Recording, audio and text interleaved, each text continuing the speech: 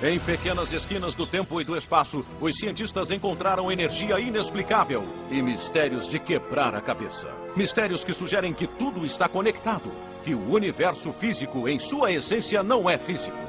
O tempo e o espaço são só elementos desse não materialismo.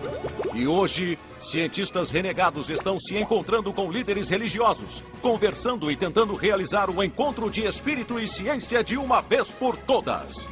Assim como o século XX abriu as portas para uma visão mecanicista, o século XXI irá demolir a parede que separa a igreja e o laboratório. Olá a todos, como vocês sabem, eu sou o Luiz Vieira e esse é o seu Repórter da Verdade. No vídeo anterior eu estava falando, que nós fomos começar a questionar a respeito de como sabemos aquilo que sabemos. Será que nós temos realmente uma noção da realidade, pelos ensinamentos que nos foram passados por nossos pais e professores? Nós estamos bem calcados para julgarmos aquilo que pode ser real e o que não pode ter uma base de realidade? Vamos começar então falando a respeito da matemática. Aquilo que todos conhecem como ciência exata. Prestem bem atenção. Montei um pequeno texto, que vai ser dividido em alguns capítulos, falando sobre as bases da matemática. Todos sabem que a matemática começa lá com os gregos, um carinha fantástico chamado Euclides. Os gregos então olhavam para o mundo que os cercavam, e queriam ter um maior domínio, queriam ter um entendimento sobre aquilo que viam, sobre o que era a realidade, sobre o mundo em que viviam. Então surgiu uma necessidade de se pensar o universo e uma forma de se situar nele. Deram um nome, a princípio, a esse lugar existencial de espaço. O espaço naqueles tempos dava aos gregos a imagem de um grande vazio. O espaço para eles, vamos lembrar aqui que não havia telescópios, não havia o menor tipo de tecnologia viável para o exame da condição do que seriam os espaços interestelares e tal. Então o espaço para eles era uma substância abstrata, imutável e inerte. Então Euclides deu seu primeiro pitaco histórico na criação da geometria. Olha que interessante. Geometria, geo, terra, metria, medidas, ou seja, formas de medir a terra. Bom, para conseguir estudar o espaço, os gregos desenvolveram uma linguagem própria. Um conceito. Porque a única realidade imutável é o espaço. Então Euclides cria um postulado e surge o primeiro elemento da geometria. Esse elemento é o ponto. Mas e aí? O que é o ponto? Ele é um objeto abstrato.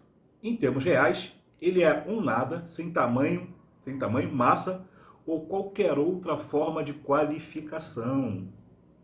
Apenas uma forma intelectualizada de expressão.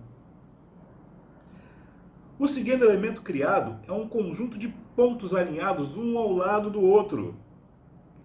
E aí então nasce o conceito geométrico de reta.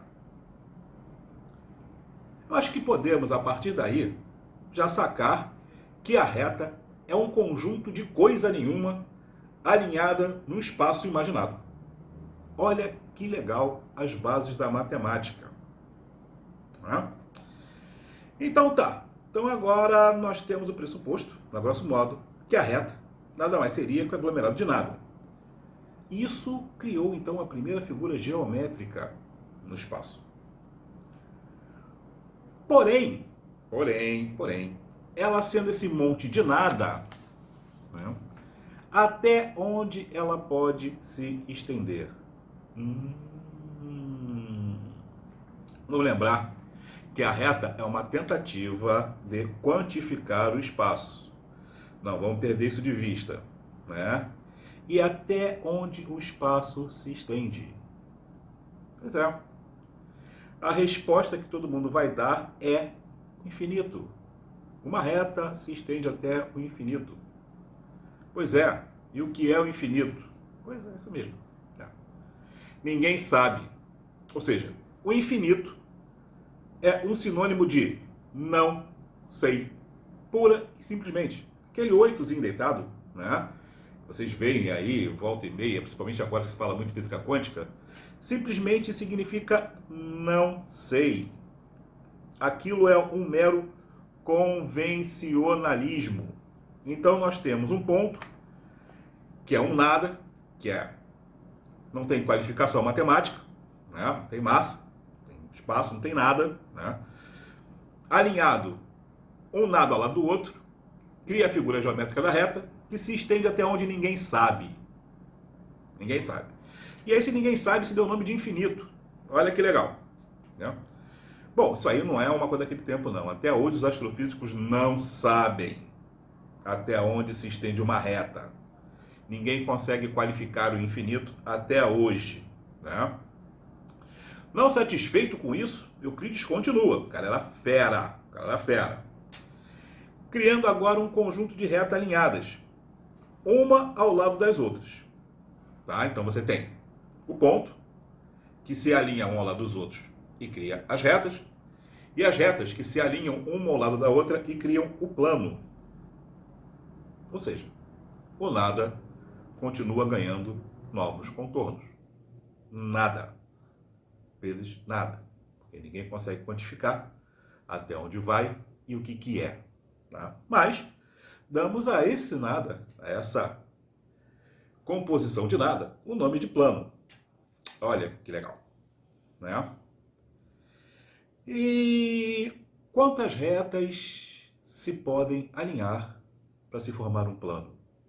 De novo, o nosso incrível infinito, ou seja, ninguém sabe. Essa é a grande verdade, né? Mas, graças a esses conceitos, Euclides então ingressa no que se chama de geometria plana ou geometria euclidiana, né? E assim ele continua a desenvolver vários postulados. Bom, aí então nascem as figuras, os sólidos, né? O primeiro deles é o triângulo, objeto com três ângulos internos e externos. Daí passamos ao quadrado, a circunferência e por aí vai. Os gregos criaram até um conceito interessante que é o π. Né? Você pega ali uma esfera e divide o comprimento pelo diâmetro. Não obstante seus valores, vocês vão sempre encontrar aquele valor interessante de 3,1415 se estendendo até o...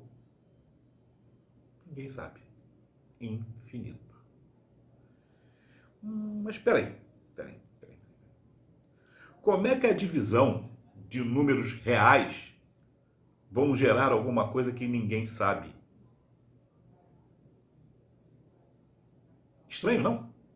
Aliás, até aqui é muito estranho que a ciência exata, a matemática, tenha base em coisas tão abstratas, em algumas coisas que só se alinham em pensamento, em algumas coisas tão sem bases sólidas de explicação. E, no entanto, até hoje, você acha que a matemática é uma ciência exata. De novo eu pergunto, e aí? Como sabemos o que sabemos? Vamos continuar essa nossa aventura no próximo vídeo.